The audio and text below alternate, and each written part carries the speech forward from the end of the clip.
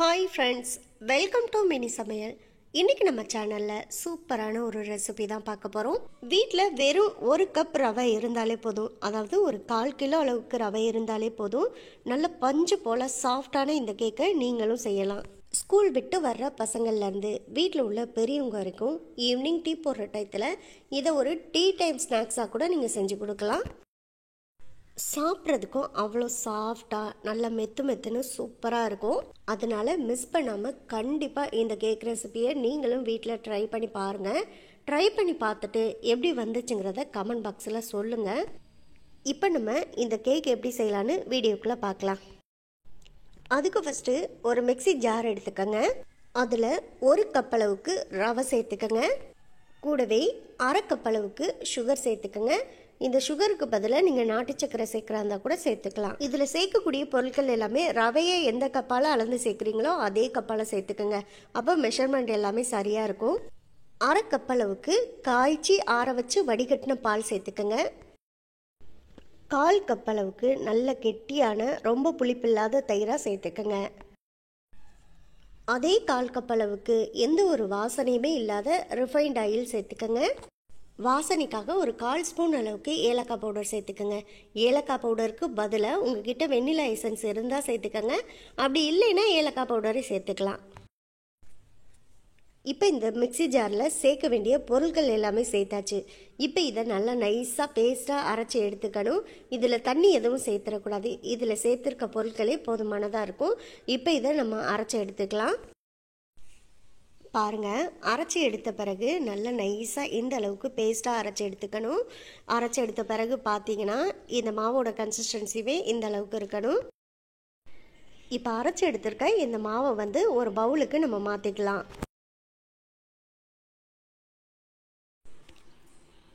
அவ்வளோதான். இப்போ மாவை இந்த பவுலில் சேர்த்த பிறகு இப்போ இதை நம்ம எதுவுமே செய்யக்கூடாது. ஒரு மூடி போட்டு மூடி வச்சு ஒரு 15 நிமிஷம் நம்ம வெயிட் பண்ணலாம்.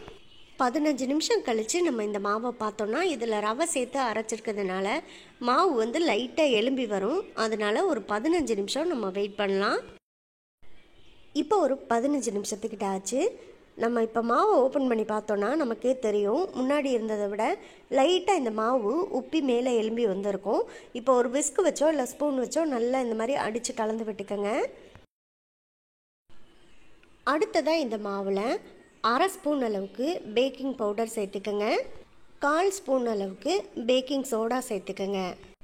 இப்போ ரெண்டையும் சேர்த்த பிறகு நல்லா திரும்பவும் இந்த விஸ்க் வச்சு மாவோடு சேர்த்து நல்லா 1 நிமிஷத்துக்கு கலந்து விட்டுக்கோங்க. அவ்வளோதான். இப்போ கேக் செய்கிறதுக்கு நம்ம மாவு ரெடி பண்ணியாச்சு. அடுத்ததாக நம்ம கேக் செய்யக்கூடிய பாத்திரத்தை ரெடி பண்ணிக்கலாம். இப்போ நான் கேக் செய்கிறதுக்கு இந்த பாக்ஸ் தான் எடுத்திருக்கேன். இதில் நல்லா சுற்றிலும் நெய் அப்ளை பண்ணி விட்டுக்கலாம். உங்ககிட்ட இந்த மாதிரி பாக்ஸ் இல்லைன்னா வீட்டில் இருக்கக்கூடிய டிஃபன் பாக்ஸோ அப்படி இல்லைன்னா சில்வர் கிண்ணமோ கூட நீங்கள் யூஸ் பண்ணிக்கலாம். இந்த பாக்ஸோட அடிப்பக்கத்தில் நான் இந்த பாக்ஸுக்கு ஏற்றது மாதிரி ஏற்கனவே பட்டர் ஷீட்டை நான் ரவுண்ட் ஷேப்பில் கட் பண்ணி எடுத்து வச்சுருந்தேன். அதை இந்த பாக்ஸில் போட்டுக்கலாம். உங்ககிட்ட பட்டர் ஷீட் இல்லைன்னா மைதா மாவு கொஞ்சம் லைட்டாக தூவி விட்டுக்கோங்க. அப்போவும் கேக் எடுக்கிறதுக்கு ஈஸியாக வரும். இந்த பட்டர் ஷீட்டுக்கு பதிலாக லைட்டாக மைதா மாவை இந்த பாக்ஸில் லைட்டாக தூவி விட்டுக்கோங்க. அடிப்பகுதியில் நீங்கள் தூவி விட்டிங்கன்னா கேக் எடுக்கிறதுக்கு ஈஸியாக வரும். இப்போ இந்த பட்டர் ஷீட்லேயும் மேலே நெய்யை லைட்டாக அப்ளை பண்ணி விட்டுக்கலாம். அவ்வளோதான். இப்போ இந்த பாக்ஸை ரெடி பண்ணியாச்சு. இதில் நம்ம ரெடி பண்ணி வச்சுருக்க மாவை அப்படியே சேர்த்துக்கலாம். மாவை சேர்க்குறப்ப நம்ம எந்த பாத்திரத்தில் சேர்க்குறோமோ அதில் 1 இன்ச் அளவுக்கு கேப் இருக்கணும். அப்போ தான் கேக் எலும்பி மேலே வரும்போது சரியாக இருக்கும். இப்போ பாருங்கள், சரியாக 1 இன்ச் அளவுக்கு நான் கேப் விட்டு தான் மாவை இதில் சேர்த்துருக்கேன். நீங்கள் ஃபுல்லாக பாத்திரம் நிறைய மாவு சேர்த்துட்டிங்கன்னா கேக் எலும்பி வரும்போது மாவு எல்லாமே பொங்கி கீழே வடிய ஆரம்பிச்சிடும். அப்புறம் நமக்கு கேக்கும் சொதப்பிடும். அதனால இந்த அளவுக்கு கேப் விட்டு மாவை சேர்த்துக்கோங்க. லைட்டாக இந்த பாத்திரத்தை இந்த மாதிரி ஷேக் பண்ணி விட்டுட்டிங்கன்னா குட்டி குட்டி பபிள்ஸ் இருந்தாலோ இல்லை கேப் இருந்தாலோ ஈக்குவலாக போய் செட் ஆயிரும். இப்போ இதை கேக் செய்ய ஆரம்பிச்சிடலாம். அதுக்காக ஒரு குக்கரை நான் ஏற்கனவே நல்லா ஒரு 10 நிமிஷம் ஃப்ரீ ஹீட் பண்ணியிருக்கேன். இதில் தான் நம்ம இப்போ கேக் செய்ய போகிற பாத்திரத்தை சேர்த்துக்க போகிறோம். இதில் ஏற்கனவே இந்த கேக் செய்ய போகிற பாத்திரத்தை வைக்கிறதுக்கு ஏற்றது மாதிரி ஸ்டாண்டெல்லாம் போட்டு ரெடி பண்ணி வச்சுருந்தேன். இப்போ இதில் இந்த கேக் பாத்திரத்தை நம்ம சேர்த்துக்கலாம். இப்போ இந்த கேக் பாத்திரத்தை நம்ம மூடி போட்டு மூடி வச்சு க்ளோஸ் பண்ணிக்க போகிறோம். ஆனால் இந்த குக்கர் மூடியில் விசிலோ பெல்ட்டோ எதுவுமே போடக்கூடாது. சும்மா நார்மலாக க்ளோஸ் பண்ணி வச்சா போதும். அடுத்த ஒரு 40 நிமிஷம் நல்லா வேக வச்சுக்கலாம். அதுக்குள்ளே இந்த கேக்கும் நமக்கு சாஃப்டாக நல்லா வெந்து வந்துடும். கேக் முழுமையாக வேகிறதுக்கு 40 நிமிஷம் ஆகும். ஆனால் நம்ம குக்கரில் கேக் பாத்திரத்தை வச்சு அடுத்த ஒரு 10 நிமிஷத்தில் குக்கரை ஓப்பன் பண்ணி பார்த்திங்கன்னா இந்த மாதிரி லைட்டாக நமக்கு இந்த மாவு எலும்பி வந்திருக்கும். அந்த சமயத்தில் இது மேலே நமக்கு தேவையான நட்ஸை தூவி விட்டுக்கலாம். நான் இன்றைக்கி பிஸ்தா கொஞ்சம் பாதாம் ரெண்டையும் கட் பண்ணிவிட்டு சேர்த்துருக்கேன்.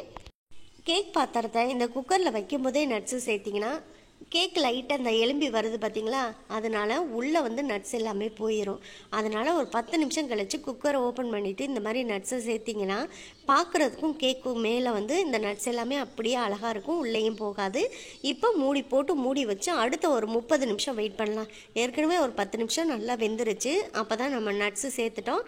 அடுத்த ஒரு 30 நிமிஷம் வெயிட் பண்ணலாம். கேக்கு நல்லா சாஃப்டாக சூப்பராக வெந்து வந்துடும். இப்போ சரியாக அடுத்த ஒரு 30 நிமிஷம் ஆச்சு. நம்ம குக்கரை ஓப்பன் பண்ணி பார்க்கலாம். பாருங்கள் கேக் எவ்வளோ சூப்பராக வெந்து வந்திருக்குன்னு பாருங்கள். கேக் வெந்து வந்துருச்சா இல்லையான்னு தெரிஞ்சுக்கிறதுக்காக ஒரு கத்தி வச்சோ இல்லை இந்த மாதிரி குச்சி வச்சோ நடுவில் கேக்கில் குத்தி பாருங்கள். எதுவுமே ஒட்டலைன்னா கேக்கு நல்லா வெந்து வந்துருச்சுன்னு அர்த்தம். இப்போ எனக்கு இந்த குச்சியில் எதுவுமே ஒட்டலை. அப்போ கேக் சூப்பராக வெந்துருச்சு. இப்போ அதை அப்படியே வெளியில் எடுத்து வச்சுக்கலாம். அவ்வளோதான் பாருங்கள். இப்போ கேக் பாத்திரத்தை நான் வெளியில் எடுத்து வச்சுருக்கேன். இப்போ கேக் ரொம்ப சூடாக இருக்கும், அதனால் உடனே கேக்கை வெளியில் எடுத்துடக்கூடாது. நல்லா ஒரு 20 நிமிஷம் ஆற விட்டுருங்க. ஆறுனதுக்கு அப்புறமா நம்ம வெளியில் எடுக்கிறதுக்கு கேக் ஈஸியாக வரும்.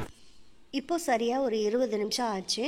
ஓரளவுக்கு கேக் ட்ரேயுமே ஆறி வந்துருச்சு. இப்போ சுற்றிலும் நல்லா கத்தி வச்சு இந்த கேக்கை எடுத்து விட்டுட்டு அதுக்கப்புறமா நம்ம வெளியில் எடுக்கிறதுக்கு ஈஸியாக இருக்கும், எடுத்துக்கலாம். பாருங்கள் இப்போ சுற்றிலும் கத்தி வச்சு எடுத்து விட்டாச்சு. மெதுவாக இந்த கேக் பாத்திரத்தை எடுத்து இந்த தட்டில் கவுத்து போட்டு இந்த கேக் பாத்திரத்தில் அடிப்பக்கத்தில் கை வச்சு லைட்டாக இந்த மாதிரி சுற்றிலும் தட்டி விட்டுக்கங்க. அவ்வளோதான், ரொம்ப ரொம்ப ஈஸியாக இருக்கும். இப்போ கேக் பாத்திரத்தை மெதுவாக எடுத்தோன்னா பாருங்கள் கேக் எவ்வளோ சூப்பராக தனியாக கலந்து வந்திருக்குன்னு பாருங்கள். இது அடிப்பக்கத்தில் போட்டிருந்த இந்த பட்டர் ஷீட்டை நம்ம மெதுவாக எடுத்துக்கலாம். பட்டர் ஷீட்டில் கேக் ஒட்டாமல் எவ்வளோ கிளியராக சூப்பராக வந்திருக்குன்னு பாருங்கள். நல்லா ஸ்பாஞ்சியாக கேக் வந்து ரொம்ப அட்டகாசமான டேஸ்ட்டில் வந்திருக்கு. ரொம்ப ரொம்ப ஈஸியாக பஞ்சு போல் சாஃப்டாக எவ்வளோ சூப்பரான கேக் நம்ம வீட்டிலே செஞ்சிட்டோன்னு பாருங்கள். சாப்பிட்றதுக்கு சாஃப்டாக மட்டும் இல்லாமல் ரொம்பவே டேஸ்ட்டாகவும் இருக்கும். அதனாலே குழந்தைங்கள்லேருந்து பெரியவங்க வரைக்கும் விரும்பி சாப்பிடுவாங்க. கத்தியால் கேக்கை கட் பண்ணும்போதுமே பார்த்தீங்கன்னா எவ்வளோ சாஃப்டாக ஸ்மூத்தாக இந்த கத்தி உள்ளே இறங்குது பாருங்கள்.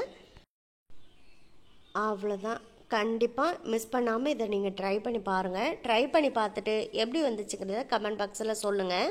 இந்த வீடியோ உங்களுக்கு பிடிச்சிருந்தா இந்த வீடியோவை லைக் பண்ணி நம்ம சேனலை மறந்துடாமல் சப்ஸ்கிரைப் பண்ணிக்கோங்க.